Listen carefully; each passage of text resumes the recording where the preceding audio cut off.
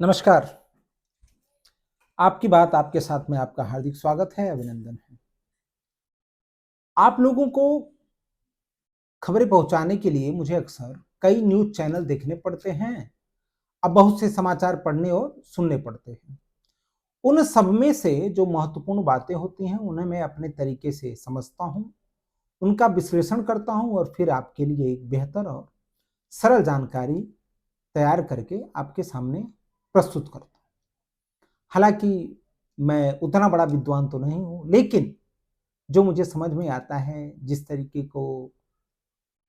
किस तरीके से मैं आपके ऊपर आपको बता सकूँ, ये सारी चीज़ें मैं करता हूँ और आपके साथ में रखता हूँ। अब उसका सही है या गलत का फैसला आप करते हैं, मैं नहीं करता। इसी तरह आज मैं एक टीवी डिबेट देख रहा था, आज तक पे।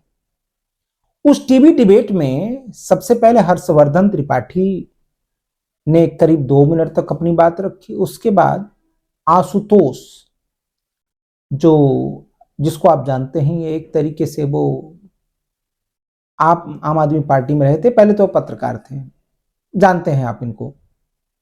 उन्होंने भी लगभग 2 मिनट तक अपनी बात कही और फिर एक रिटायर्ड जनरल, मेजर जनरल थे, नाम है शंकर प्रसाद जी।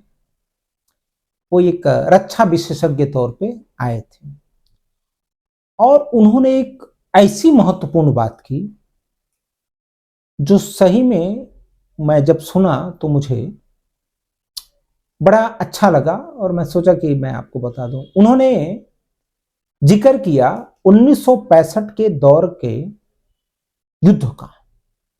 उन्होंने कहा कि इंडो पाकिस्तान वार 1965 के समय भारत के प्रधानमंत्री लाल बहादुर शास्त्री जी थे। उन्होंने उस दौर की एक महत्वपूर्ण बात बताई और यह समझाया कि जय जवान जय किसान का नारा क्यों दिया गया था। उस समय शास्त्री जी ने देश को एकजुट रखने के लिए यह नारा दिया था। इसका अर्थ था कि सीमा पर लड़ने वाले जवान और खेत में काम करने वाले किसान दोनों ही देश की ताकत है। खासकर युद्ध के समय सैनिक देश की रक्षा कर रहे थे और किसान देश को भोजन दे रहे थे। देखिए, ये आज के परिप्रेक्ष्य में जोड़ के मैं कह रहा हूं तो थोड़ा आपको पुराना वाला भी सुनना पड़ेगा। उस समय देश की स्थिति यह थी कि भारत में अनाज की भारी कमी थी। इसलिए शास्त्री जी ने देश की जनता से अपील की कि लोग सप्ताह में एक दिन रात का भोजन न करें ताकि अनाज की बचत हो सके। कई जगहों पर सोमवार को साप्ताहिक उपवास रखा जाता था। होटल और रेस्टोरेंट भी उस दिन बंद रहते थे। लोगों ने स्वेच्छा से त्याग किया। यह उस समय का राष्ट्रीय एकता और अनुशासन का एक बहुत बड़ा उदाहरण माना जाता है। वो जो परिस्थितियां थी, क्योंकि भारत नया नया आजाद हुआ था और अचानक से युद्ध के जैसी हालात आ गए। उस दौर में भारत की में समस्याएं भी बहुत सारी थी। एक तरफ पाकिस्तान के साथ युद्ध चल रहा था और दूसरी तरफ देश के अंदर खाद्यान्न की कमी थी। लेकिन उस समय जनता ने सरकार के साथ मिलकर सहयोग किया। अच्छा, अब हमने सहयोग की बात किया, लेकिन हम आज की परिस्थिति की बात कर रहे हैं कि आखिर आज की परिस्थिति क्या है। आज की परिस्थितियां और विपक्ष की भूमिका के बारे में चर्चा करना बहुत जरूरी हो गया है। अब हम बात करेंगे यहां की परिस्थितियां की और विपक्ष के बयानों की। देखिए, विपक्ष है तो स्वाभाविक है कि सरकार से की आलोचना करेंगे, लेकिन सवाल यह है कि विपक्ष के वास्तविक मुद्दे क्या होने चाहिए। कुछ भी नहीं बोलोगे अनाप शनाप। विपक्ष को कहां सवाल उठाना चाहिए और कहां नहीं उठाना चाहिए, इस पर भी सोचने की बहुत जरूरत होती है। लोकतंत्र में सरकार से सवाल पूछना बहुत ही जरूरी है, लेकिन यह भी जरूरी है कि सवाल जिम्मेदारी के साथ पूछे जाए। कभी कभी परिस्थितियां ऐसी होती हैं कि अगर कोई बात सच भी हो, लेकिन वह अंतर्राष्ट्रीय स्तर पर देश के हित को नुकसान पहुंचाती हो, तो उसे सार्वजनिक रूप से कहने भी नहीं चाहिए। अब आते हैं भारत की ऊर्जा की स्थिति क्या है। अब भारत में पीएनजी और सीएनजी गैस का बड़ा हिस्सा कतर, यूनाइटेड अरब अमीरात और यूनाइटेड स्टेट जैसे देशों से आता है, जबकि पेट्रोल और डीजल के लिए कच्चा तेल मुख्य रूप से रसिया, इराक, सऊदी अरेबिया और यूनाइटेड अरब अमीरात से आयात किया जाता है। हाल के समय में लगभग 59.5% एलएनजी आयात पश्चिम एशिया से हुआ है। भारत धीरे धीरे अपने आयात के स्रोतों में विविधता लाने की कोशिश कर रहा है ताकि आपूर्ति स्थिर बनी रहे, क्योंकि जनसंख्या बढ़ रही है, लोग बढ़ रहे हैं, गाड़ियां बढ़ रही हैं, तो इसकी आपूर्ति करना आज के दौर में भी चैलेंज था और पहले भी इसका चैलेंज था।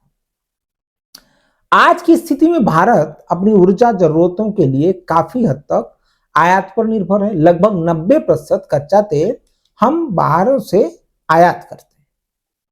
अच्छा, अगर खाड़ी क्षेत्र में युद्ध जैसी स्थिति बनती है या समुद्री मार्ग प्रभावित होता है तो भारत की ऊर्जा आपूर्ति पर भी असर पड़ सकता है, पड़ता ही है। हालांकि सरकार ने इसके लिए वैकल्पिक स्रोतों और भंडारण की दिशा में कदम उठाया है। 2014 के बाद से अब ज्यादा हुआ। अंतर्राष्ट्रीय संकट जो चल रहा है और भारत की स्थिति क्या है वो भी जरा सोचिए। अब सवाल ये उठता है कि अगर खाड़ी देशों में संघर्ष हो रहा है, बमबारी हो रही है और जिन क्षेत्रों में तेल और गैस निकलती है वहां अशांति है, तो क्या भारत प्रभावित नहीं होगा? स्वाभाविक है कि भारत भी प्रभावित होगा। भाई, जब आपके देश में ये चीजें हैं ही नहीं, आपको बाहर से ही आयात करना है, तो प्रभाव तो पड़ना ही है।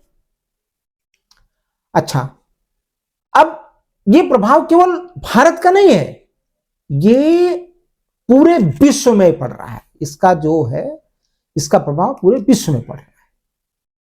अच्छा, विपक्ष का बयान क्या आ रहा है आज के परिप्रेक्ष्य में? राहुल गांधी और अन्य नेता सरकार की नीतियों पर सवाल उठा रहे हैं। नीतियों पर सवाल उठाइए, कोई दिक्कत नहीं। उनका कहना है कि सरकार अंतर्राष्ट्रीय दबाव में काम कर रही है और भारत की ऊर्जा नीति सही तरीके से नहीं संभाल रही है। अब इससे बड़ा बेशर्मी वाला बयान क्या हो सकता है? भारत क्या करे? ले जाए वहां पे पाइप लगा दे,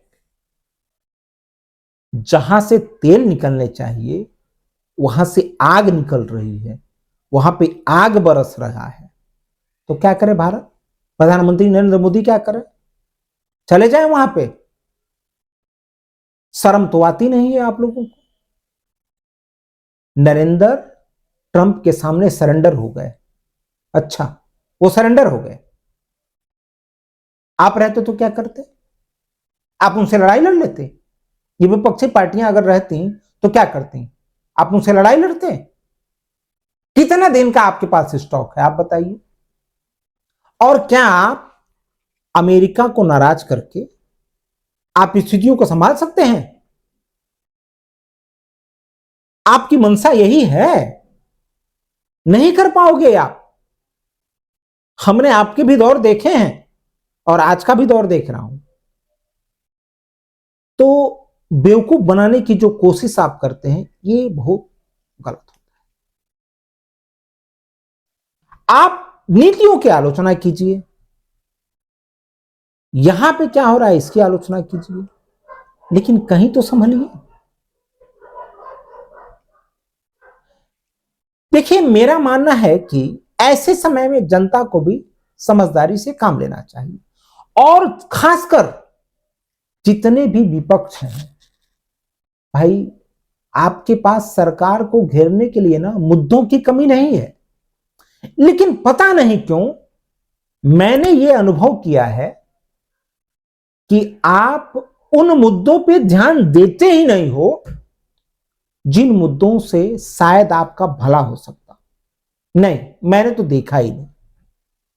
आप उन मुद्दों को तलाशते हो जिसका भारतीय नागरिक जो है ना उसको पता रहता है कि ये मुद्दे उठाने लायक नहीं है, खास करके इस परिप्रेक्ष्य में। देखिए क्या होता है, आज की परिस्थिति जो है, आपको उल्टे जनता को समझाना चाहिए कि नहीं भाई, ठीक है, ये अंतर्राष्ट्रीय स्थितियां बनी हुई हैं, और आप अगर महीने में या 2 महीने में 3 गैस यूज करते थे तो आप 2 पे ही काम चलाइए, क्योंकि हो सकता है दिक्कतें हो जाएं बाद में। लेकिन नहीं, ये नहीं समझा रहे हैं, उल्टे जनता से ये कह रहे हैं कि गैस की दिक्कतें आएंगी, स्टोर कर लो, पेट्रोल की दिक्कतें आएंगी, स्टोर कर लो। हालांकि उन स्टोर करने वालों पे भी मुझे तरस आता है, उनकी बुद्धि पे तरस आता है कि जो आप स्टोर करके रख रहे हो, अगर आप स्टोर नहीं करते तो वो गैस आपके किसी और भाई के काम आएगा। अरे भाई, अगर दूसरा मर जाए तो आप अकेले रह के क्या करोगे? तो ये सबसे पहले ये खोपड़ा लगाओ, भारत सरकार है संजीदा, और भारत सरकार में अब तक की जितनी सरकारें आई थी सबने कुछ न कुछ किया ही है। राक्षसी प्रवृत्ति की सरकारें नहीं होती हैं। जब से देश आजाद हुआ है, जो भी हुआ है वो हम सबके लिए ही हुआ है। तो जब हमारे लिए सरकार तैयार है तो हमें इन राजनीतिक दलों के झांसे में क्यों आना? कोविड के समय में भी इन्होंने इतनी भ्रामक जानकारियां दी थी, और मरा कौन? इनके घर में का कोई नहीं मरा। आम जनता परेशान होती है। जब लाइन में आप लगोगे ना तो ये धूप में धूप आपको लगेगा, न राहुल गांधी को धूप में लगेगा, न अखिलेश यादव को, न अन्य लोगों को। ये जो डिबेट करते हैं ना, ये डिबेट भी एसी रूम में करते हैं प्रभु। तो ये हमको समझना पड़ेगा, आपको समझना पड़ेगा। मैं नहीं कहता हूं कि दिक्कत नहीं होगी, जमाखोरी के ऊपर बोलो। अगर सरकार उस जमाखोर को नहीं पकड़ती है, उस पर आप विरोध करो, लेकिन आप पैनिक मत फैलाओ। लेकिन नहीं, इसके आप उल्टा ही काम कर रहे हो, सारे विपक्ष उल्टा ही काम कर रहे हैं। और ये उल्टा काम का नतीजा जानते हो क्या है? आप सरकार में आ नहीं पा रहे हो और ये सरकार से जा नहीं पा रहे। तो ये आपको भी सोचना होगा, और आप नहीं सोचोगे तो बड़ी दिक्कत होगी। अब आपके इस प्रोपगंडा की वजह से लोग जो हैं जमाखोरी करने लगते हैं, 2 सिलेंडर की जगह 4 सिलेंडर जमा कर लेते हैं। यह व्यवहार केवल स्वार्थ को दिखाता है। अगर हम शिक्षित नागरिक हैं तो हमें अपने साथ साथ अपने समाज और अपने देश के बारे में भी सोचना चाहिए। क्या आप ऐसा सोच रहे हो? क्या भारत का विपक्ष ऐसा सोच रहा है? मेरे हिसाब से आप गाली दो सरकार को, सब कुछ करो,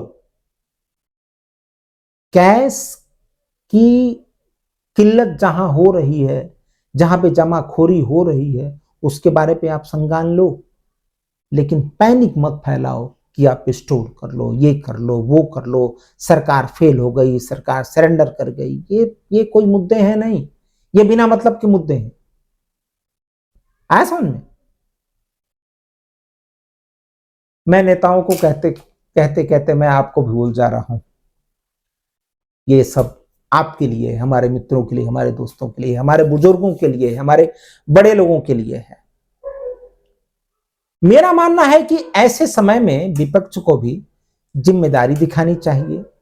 जहां गलतियां हो वहां सरकार से सवाल पूछिए, जमाखोरी या कालाबाजारी हो तो उसका विरोध कीजिए, लेकिन राष्ट्रीय संकट के समय जनता में डर और भ्रम फैलाना सही नहीं है।